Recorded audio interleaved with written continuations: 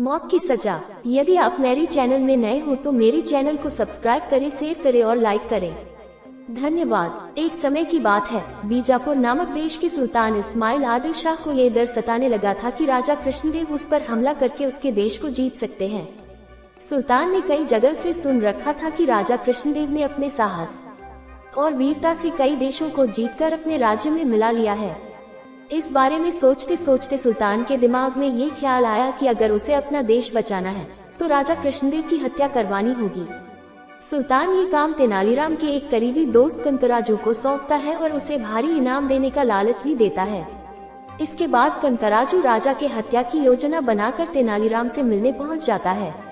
तेनालीराम लंबे समय बाद अपने दोस्त को देखकर खुश होता है और उसका अपने घर में अच्छे से स्वागत करता है। तेनालीराम अपने दोस्त कनकराजू की अच्छी तरह से सेवा करता है। कुछ दिनों के बाद जब तेनालीराम किसी काम से घर से बाहर जाता है तो कनकराजू राज कृष्णदेव के पास तेनालीराम के पास संदेश पहुंचाता है कि अगर आप इस वक्त मेरे घर आएंगे तो मैं आपको अनोखी चीज दिखाऊंगा। ये चीज ऐसी है जिसे आपने कभी नहीं देखा होगा। संदेश पढ़कर राजा तुरंत तेनालीराम के घर पहुंच जाते हैं।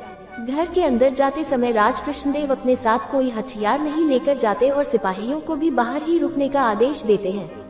राजा के घर में घुसते ही कनकराजू उन पर छुरे से वार कर देता है, लेकिन राजा कृष्णदेव बड़ी ही चतुराई से कनकराजू के वार को रोक देते हैं और अपने सिपाहियों को आवाज लगाते हैं। राजा की आवाज सुनते ही अंगरक्षक वहां पहुंच जाते हैं और कनकराजू को पकड़कर उसकी हत्या कर देते हैं। राजा कृष्णदेव का कानून था कि राजा पर जानलेवा हमला करने वाले को जो आश्रय देता है उसे मृत्युदंड की सजा सुनाई जाती है।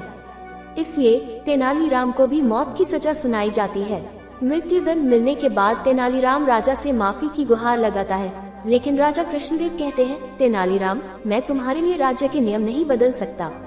तुमने उस व्यक्ति को अपने घर में रहने दिया जिसने मुझे मरने की कोशिश की थी, इसलिए मैं तुम्हें क्षमा तो नहीं कर सकता, लेकिन तुम्हें किस तरह की मृत्यु चाहिए ये निर्णय मैं तुम पर छोड़ता हूँ।